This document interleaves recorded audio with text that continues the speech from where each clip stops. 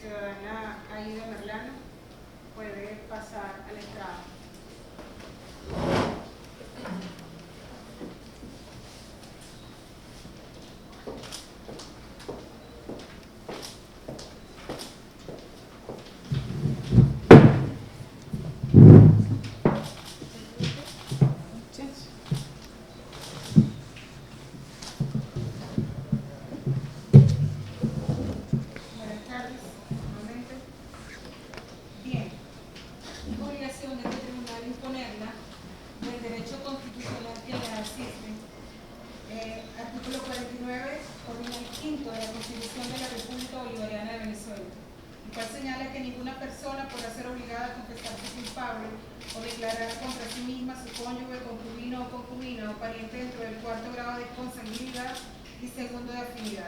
La confesión solamente será válida si fuera hecha sin ninguna coacción de ninguna naturaleza. En este estado tiene la palabra, señora. Muchas gracias, señora jueza. Primero que todo, quiero pedirle excusa a la República Bolivariana de Venezuela por ingreso al país de una manera ilegal.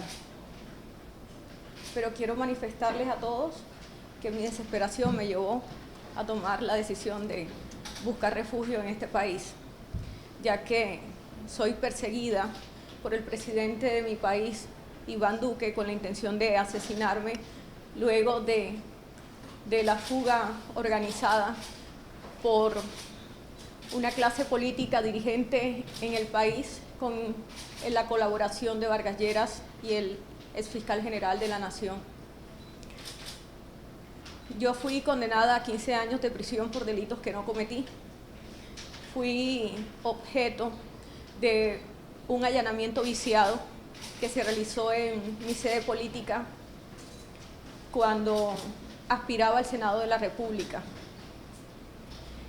En ese allanamiento, y como lo pueden ver las imágenes que yo mostré y denuncié ante la Fiscalía General de la Nación y se la entregué a los medios de comunicación para que fuesen testigos de lo que me ocurrió, muestra claramente cómo la Fiscalía y miembros de la policía sembraron pruebas que me incriminaban en delitos como porte de armas en calidad de custodia,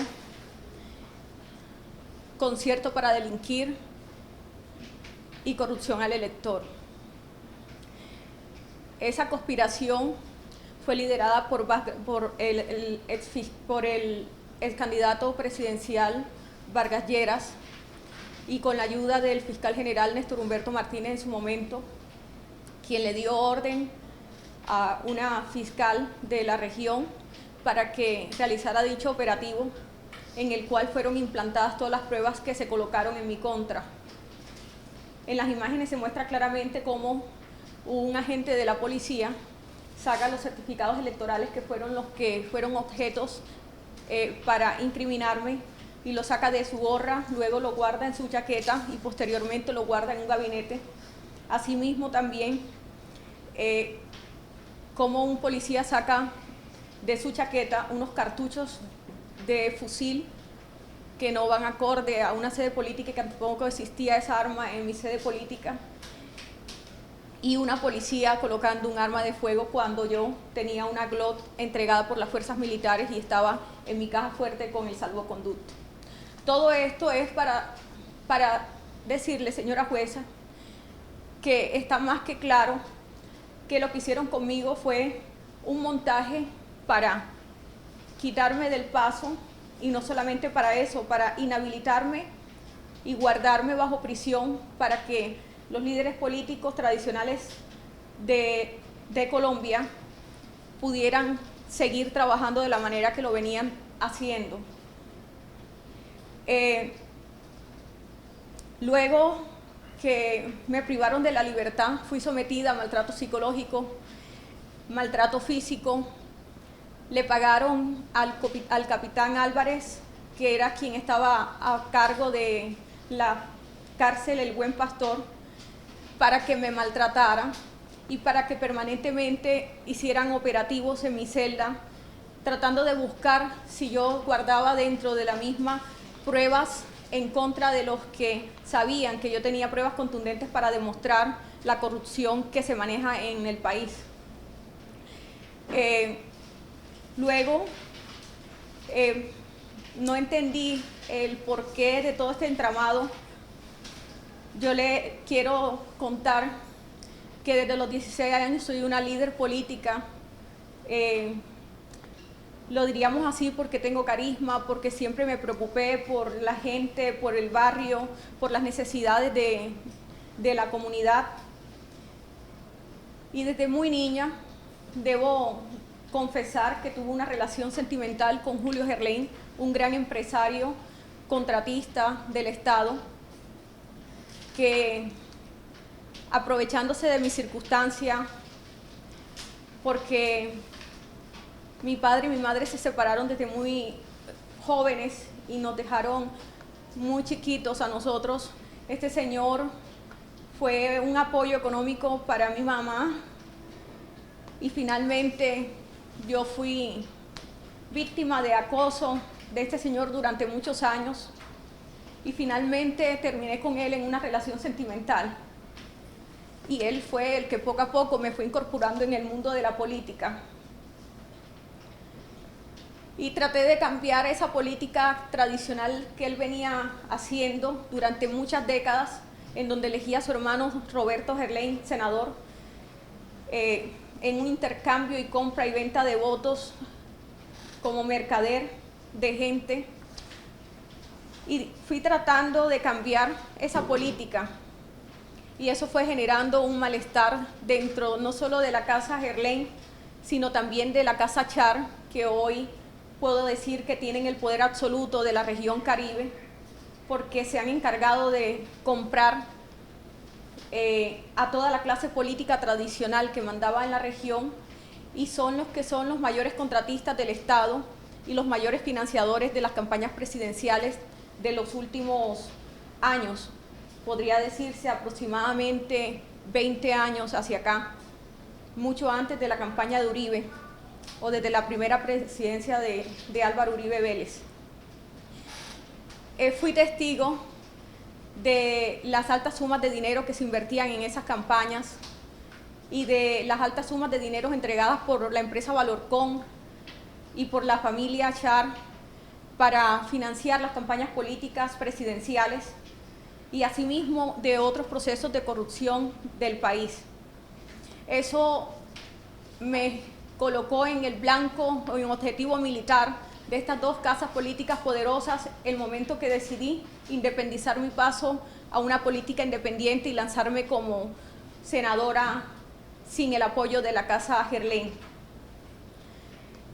En un acuerdo, en un complot, me citaron para brindarme el apoyo, pero ya ellos tenían demarcado lo que pensarían hacer conmigo y fue cuando se metieron en mi sede política y colocaron a una candidata, Lilibet Ginás, por el partido Cambio Radical. Hicieron un acuerdo en la casa de Arturo Char para que se apoyaran las dos candidaturas, la mía y la de ella.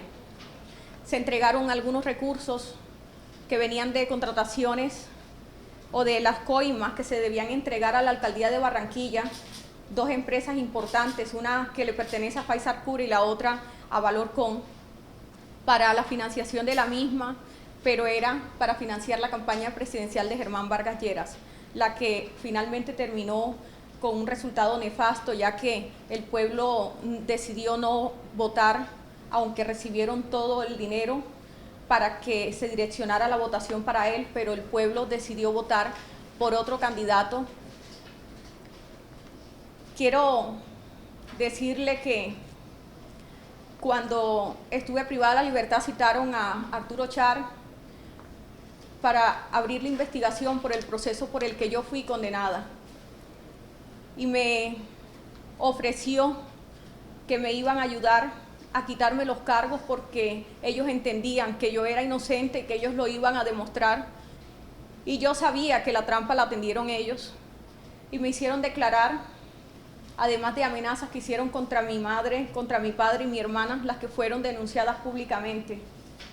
Fui a declarar a favor de ellos el día 5 de septiembre y el 15 de septiembre recibí la condena en mi contra y posteriormente llamé para decirles que iba a declarar en contra de ellos, aunque no tuviera ningún beneficio, ya que todos mis derechos en Colombia me fueron vulnerados, todos a defenderme, todas las pruebas que entregué sobrevinientes de videos, pruebas contundentes para demostrar mi inocencia, me fueron negadas, porque estoy segura que hasta los magistrados fueron sobornados para hundirme.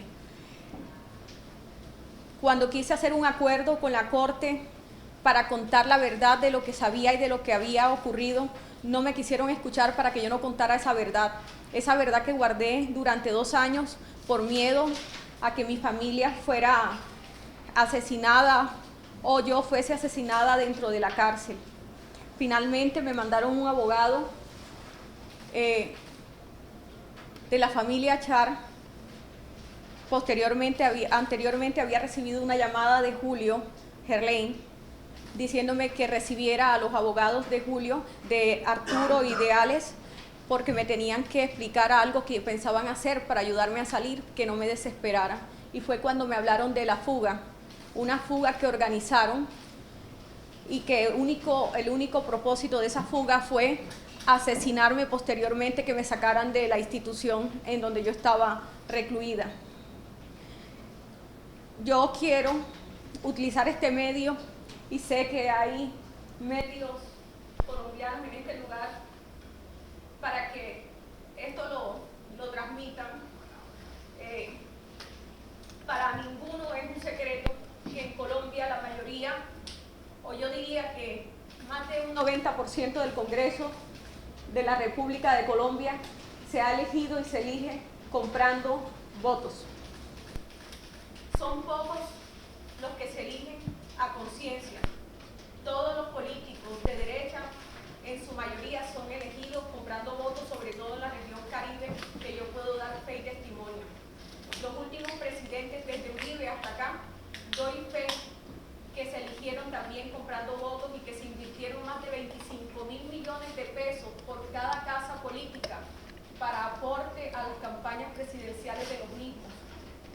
Sé en el momento y a quienes le entregaron cada cifra que fue entregada, como también sé cada congresista qué manejo y cuánto invirtió en cada campaña presidencial para después recibir coimas, para después recibir los cupos indicativos, que creo que para los medios colombianos no les es ajeno a que esos cupos indicativos son los que designa la Presidencia de la República por medio de sus ministerios y se le entregan a las empresas contratistas, y estas empresas contratistas le dan un porcentaje de participación a los congresistas para que recuperen la inversión que hacen a las campañas presidenciales.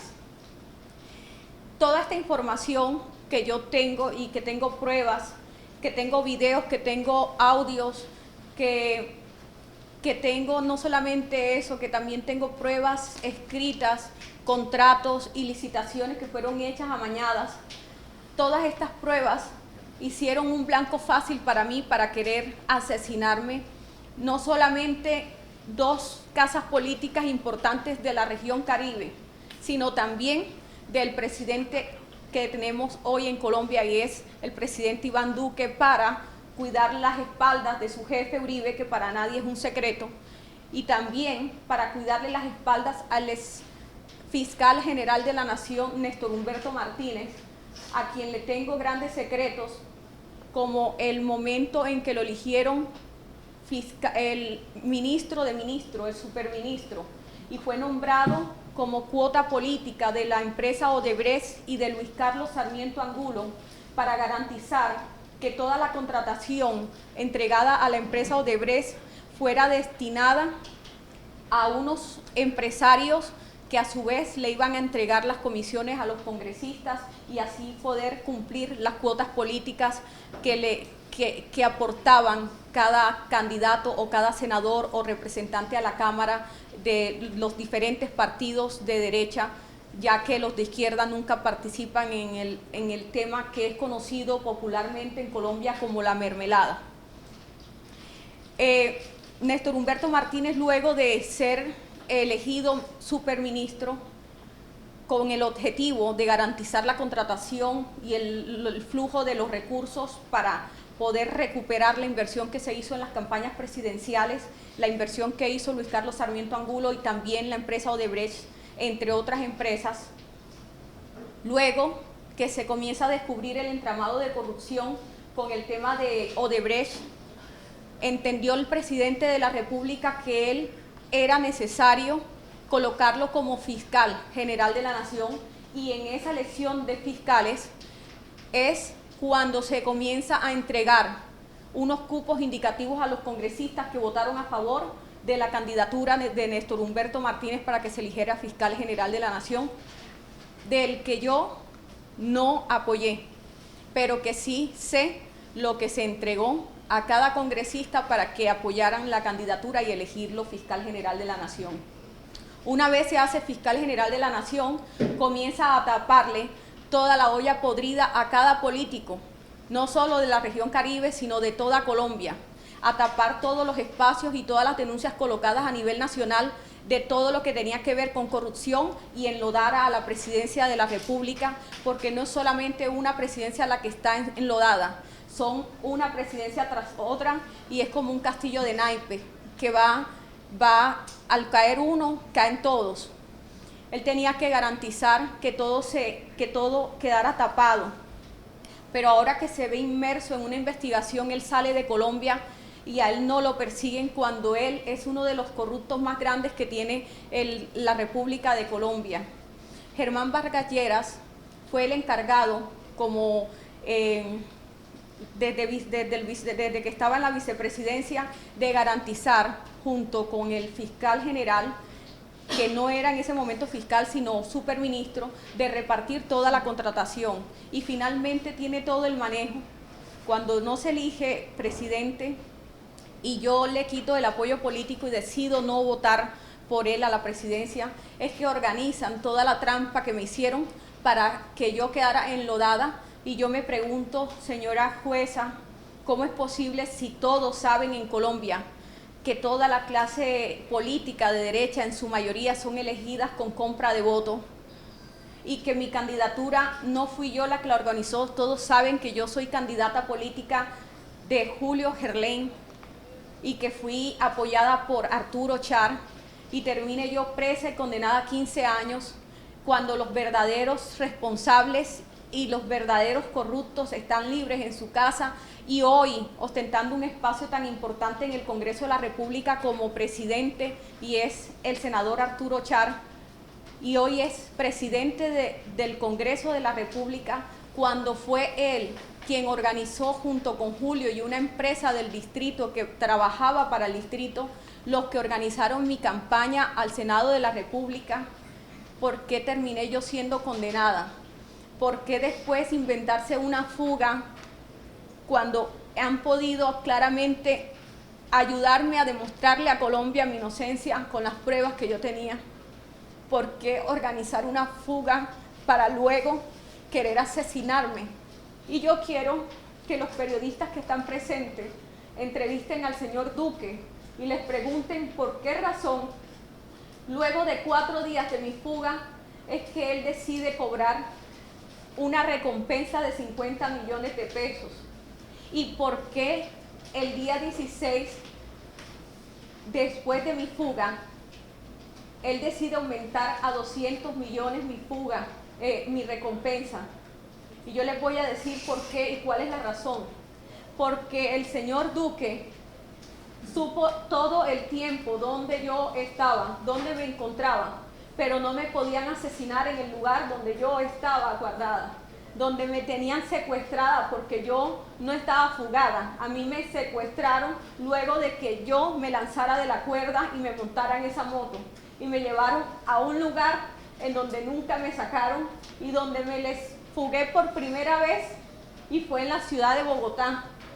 Y me fui con uno de mis captores y dieron con el muchacho, y luego que dieron con el muchacho, el día 15 que yo me les escapo en una finca que estaba en las afueras de Valledupar, en una finca donde decidieron matarme, y los mismos raptores, los que me tenían, me confesaron uno de ellos cuáles eran las intenciones, y era asesinarme y enterrarme en una fosa común para que yo no fuera encontrada nunca. Y justo el día que yo me le escapo, Duque al día siguiente aumenta mi recompensa a primera hora en 200 millones de pesos, porque sé que desde el principio él sabía, porque tanto él como la familia Char y la familia Gerlain tienen intereses en común, porque saben que en el momento que yo salga a declarar todas las cosas que tengo contra ellos y que hoy no terminaría, porque son archivos, porque son bastantes pruebas, saben que en el momento que yo entregue todas esas pruebas, no solamente va a caer él, va a caer Uribe, va a caer Santos, va a caer casi media clase política, medio Congreso y el Partido Conservador completo. Yo me pregunto, ¿cuál fue el delito que cometí cuando mucha gente me tilda de corrupta y me dicen que le robé al pueblo? Y no entiendo si es que no conocen por cuáles fueron las razones que me condenaron. Y yo nunca le pedí un puesto a ningún ministerio, nunca pedí una comisión, nunca me conocieron la cara en ningún ministerio. He sido una mujer transparente, hice parte de la Comisión Segunda. Y en la Comisión Segunda, como presidente, tuve la mejor presidencia en los últimos años, proactiva. Todas las iniciativas fueron en mejora del país. Hice los mejores debates en contra de los ministros cuando consideré que no estaban haciendo un buen trabajo. ¿Cómo le destruyen la vida a una persona y resulta que yo debo quedarme esperando que me pudra en una prisión por delitos que yo no cometí? Y luego me dan una esperanza de que voy a salir y compran unos tiquetes a Barbados. Y los medios de comunicación saben a qué me refiero, porque yo no sé de dónde salió que yo compré unos tiquetes a Barbados y ya estaban comprados unos tiquetes a Barbados.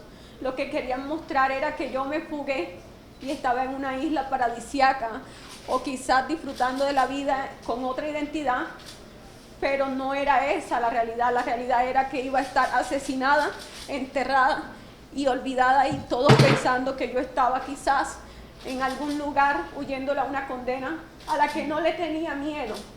Yo no tengo miedo a ser condenada por delitos que la justicia considere que yo cometí, siempre y cuando, como digo, la palabra justicia lo hagan en franca ley y no implantando pruebas falsas, porque no tengo por qué pagar una condena sobre unos delitos que yo no he cometido, porque me considero una persona, y lo vuelvo a decir, inocente de lo que se me acusa.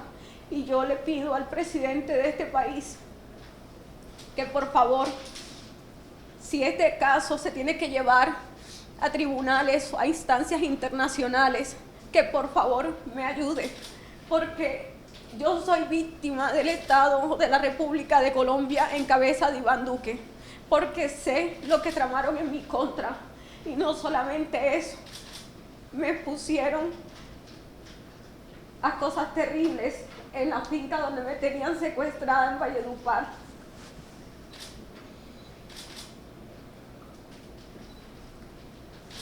Si de verdad ellos hubiesen cuadrado una fuga, mis captores no hubiesen hecho conmigo lo que hicieron el tiempo que yo estuve secuestrada, y me hubiesen dejado ir en el instante que yo les dije que yo me quería ir.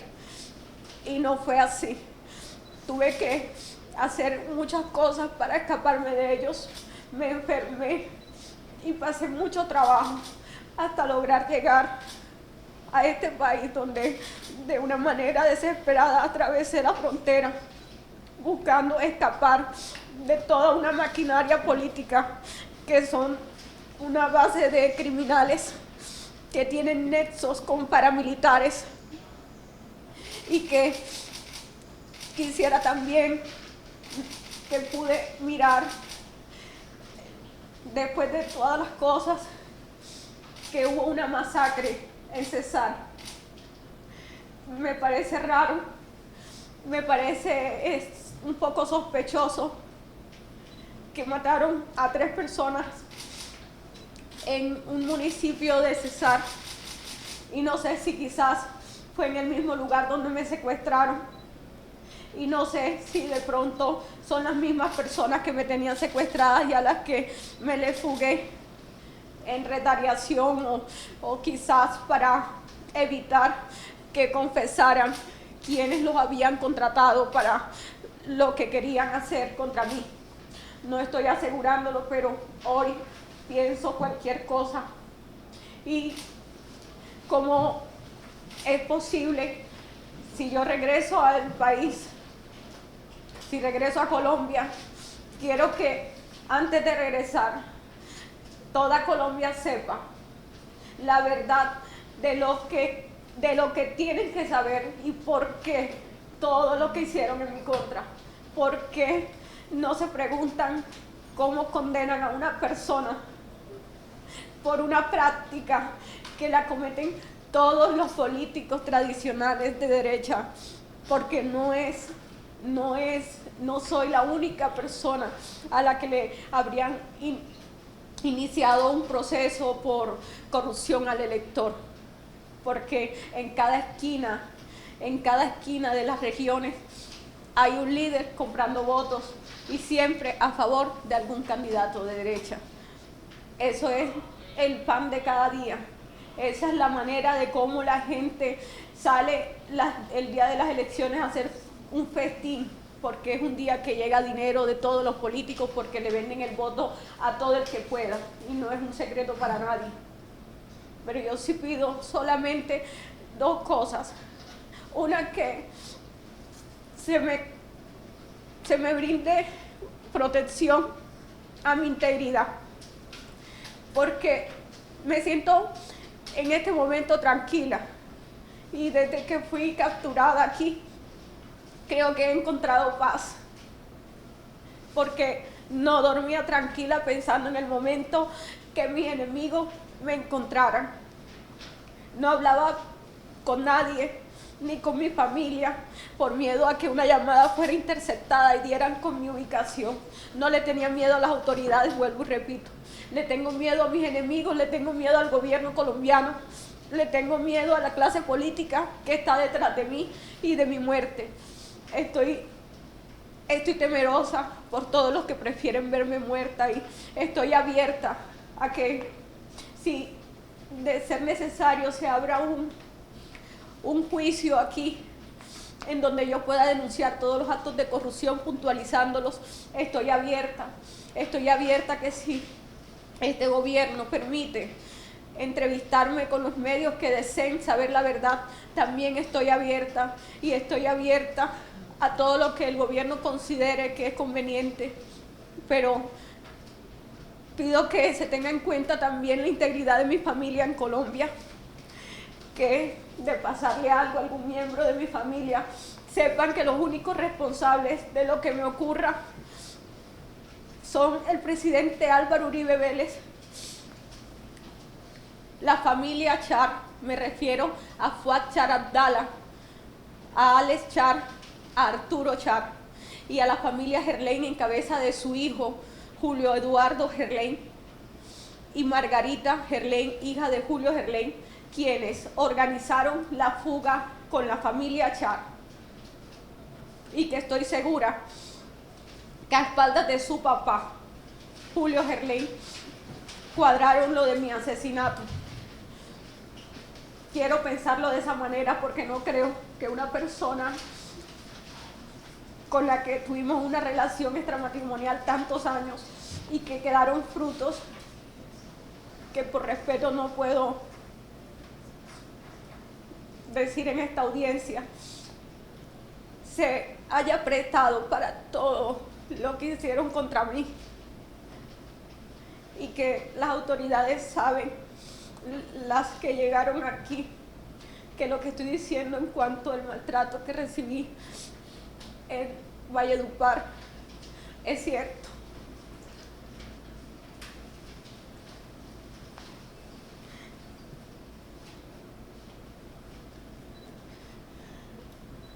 Que fui víctima de abuso,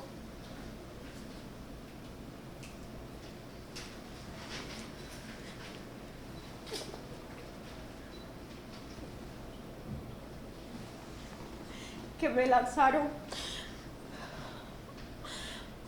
a pensar que iba a encontrar una salida a un problema que no sé cómo terminé involucrada, que no me explico cómo terminé metido en todo esto.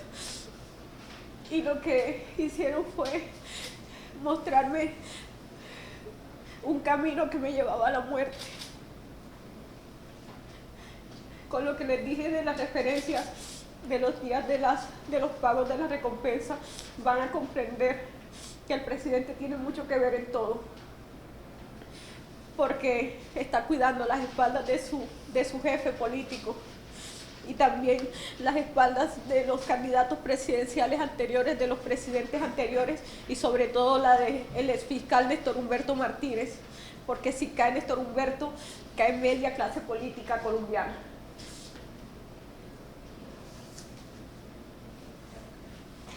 Quiero decirles, aprovechar para hablar del caso de Odebrecht, porque quiero aprovechar este espacio para que los medios que tienen toda la curiosidad de saber muchas cosas que ocurrieron, sepan que la empresa Odebrecht sí entregó una alta suma de dinero para la financiación de la campaña presidencial de Santos, y entregaron el proyecto de Navelena a la empresa Valorcom, a la que no le abrieron investigación, y esa empresa le dio ese negocio en el yate de Julio Eduardo, el hijo de Julio Gerlain, y se lo entregó a favor o por solicitud de Luis Carlos Sarmiento Angulo, dueño del Grupo Aval y casi dueño de Media Colombia, y le entregaron el contrato de Navelena. Asimismo, sé los contratos que entregaron en el distrito de Barranquilla y desde el Ministerio de Defensa, cuando Germán Vargas Lleras era el ministro, entregó 5.000 viviendas a Valorcom para que éste le votara a favor de la reelección. Y estoy abierta a seguir dándole la información y las pruebas de los contratos entregados, campaña presidencial por campaña presidencial, y una vez elegidos presidentes, cómo ellos pagaban las coimas y cómo les repartían a cada congresista sus cupos indicativos para satisfacerlo. Y los que tengan curiosidad del tema por el que me investigaron, yo fui candidata de Julio Gerlain, de Valorcom, como cuota política para que Vargas Lleras midiera mi votación, con un acuerdo que hicieron con la familia Char, y ellos fueron los que invirtieron y los que financiaron y los que organizaron todo el tema y todos los recursos que se destinaron para mi campaña a las personas que me apoyaron. Pero si bien es cierto, en esa candidatura, en la sede política, habíamos dos candidatas. Estaba mi persona y Lilibet Ginás, candidata de Cambio Radical. Yo me pregunto, así como el señor fiscal general de la Nación una vez hizo el nefasto allanamiento que hizo en mi sede política para incriminarme, ¿por qué no salió a decir que Lilibet Ginás, que era de Cambio Radical, era la líder de la organización criminal? ¿Y por qué decir que fui yo, si las dos éramos candidatas? ¿Por qué opacar el nombre de una y callar el partido que estaba apoyando en esa sede política? ¿Y por qué incriminarme solo a mí? Porque está claro que ese montaje era destinado para hundirme a mí y no a Cambio Radical, ni tampoco a Lilibet Ginás, que era la candidata de ellos. Yo tengo muchas cosas que decir, pero me quedaría corta y quizás recordar tantas cosas me nubla el pensamiento y me afecta quizás un poco emocionalmente, pero solicité esta audiencia más que todo para pedirle, señora jueza, que de alguna manera, no sé de qué manera sea posible, el presidente Nicolás Maduro mira mi caso y si lo puede llevar y extender hacia relaciones diplomáticas con otros países, entre esos a la Corte Interamericana de Derechos Humanos, que me ayuden porque le tengo miedo a volver a mi país, en donde sé que posiblemente atenten o intenten nuevamente atentar contra mi vida como ya lo hicieron en repetidas ocasiones. Gracias. Bien, gracias. ¿La defensa tiene alguna pregunta para la ciudadana Aida? No, ciudadana, bueno, en este momento no tiene ninguna ¿El pregunta. Ministerio Público? Bien. Este tribunal sí tiene una pregunta, señora Aida. Fíjese. ¿Tuvo usted la oportunidad alguna vez de realizar una declaración como esta en su país, en su proceso? No, señora jueza, a mí no me permitieron en mi país declarar, y las veces que lo solicité, cabe recordar esto que se me había pasado. Yo tenía una cita el 1 de octubre con la Fiscalía. Yo me puse 2 citas con ellos. La primera cita, cuando pensé declarar, le llegó esa información al señor Fuad Char, porque ellos manejan la Fiscalía, la maneja Vargas Lleras, como la sigue manejando hasta ahora, y el fiscal que está en este momento también es colocado por Germán Vargas y sigue siendo discípulo del fiscal anterior. Ellos avisaron a las familias que yo pensaba declarar en contra de ellos, y me llamó Julio a regañarme, a decirme que cómo iba a hacer esa locura, y fue cuando por primera vez amenazaron a mi familia. Entonces yo desistí y cambié la fecha, y la fecha me la volvieron a colocar para el 1 de octubre. Y antes de esa, de esa cita, estaba citada para las 2 de la tarde, y fue el mismo día que ellos organizaron la fuga en donde planearon asesinarme. Y fue el día que me fugué, el día que yo pensaba de una manera voluntaria denunciar ante la Fiscalía. Ellos no iban a permitir que yo declarara. Nunca me lo permitieron, y tampoco en mi proceso no me permitieron declarar, ni la posibilidad de decir, bueno, yo voy a confesar estos delitos que cometieron, pero quiero decir que soy inocente de lo que se me acusa. No me dieron la oportunidad de decir la verdad de todas las cosas que conocía. Bien. ¿Cómo considera usted entonces que fue el proceso en su país, la investigación que se le llevó en su contra? El proceso tiene varias etapas. Yo debí ser juzgada por tres magistrados. Inicialmente aprobaron 2 instancias para los congresistas y aforados que no teníamos. Debió haberme juzgado la sala de instrucción y no lo hizo. A mí me calificó la sala que no me correspondía. Tenían que calificarme 3 magistrados y solamente lo hicieron 2. Asimismo, se solicitaron apelaciones, nunca se escucharon. Me condenaron 2 magistrados cuando debieron ser 3 magistrados.